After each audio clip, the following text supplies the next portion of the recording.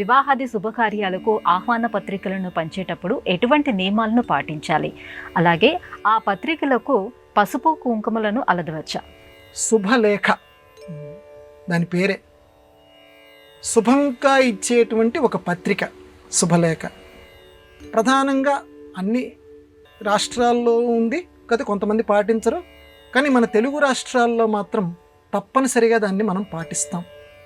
ఇంట్లో ఏదైనా ఒక శుభ కార్యక్రమం జరుగుతూ ఉంటే 4 పక్కల ఈ శుభలేఖ అనేది ఏదైతే ఉంటామో, అంటే శుభము కొరకు పిలిచేటువంటి ఒక ఉత్తరము.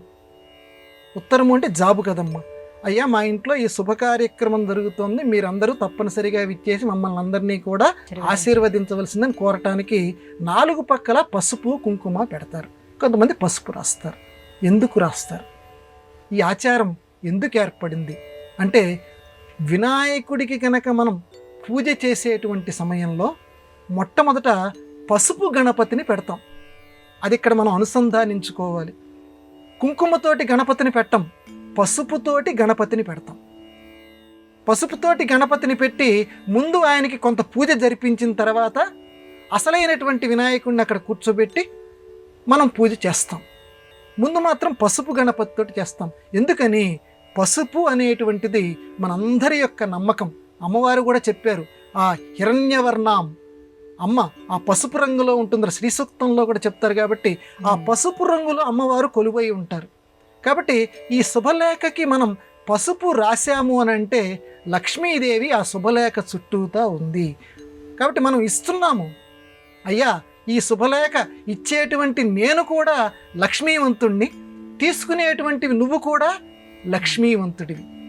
లక్ష్మీ కళ నీకు వస్తుంది. మా ఇంటికి గనక నువ్వు వస్తే నీకు కూడా లక్ష్మీ కళ సంప్రాప్తిస్తుంది. ఎందుకంటే నేను ఇవ్వటం లేదు, ఇది లక్ష్మీదేవి స్వయంగా నీకు ఇస్తోంది. నన్ను ఒక వాహనంగా చేసుకొని నీకు ఇస్తోంది. అలాగే మీ ఇంట్లో ఏదైనా జరిగితే కూడా ఆ పసుపు రాసి నాకు ఇవ్వు అంటే పరస్పరం కూడా భావయంతః అంటుంది భగవద్గీత.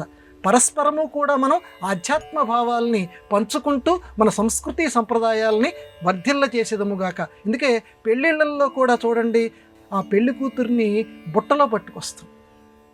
బుట్టలో పట్టుకొచ్చి మేనమామయ్య లాంటి వాళ్ళు కూడా ఒక ఆచారం మనకుంది, బుట్టలో తీసుకొచ్చి పెళ్లిపీటల మీద కూర్చోబెడతారు. ఈ బుట్ట అనేది ఏంటమ్మా? తామర పువ్వుకి సంకేతం. అమ్మవారు పుట్టింది పద్మాసన, పద్మప్రియ. అమ్మవారు పద్మం ఆసనంగా కలిగినటువంటిది లక్ష్మీదేవి.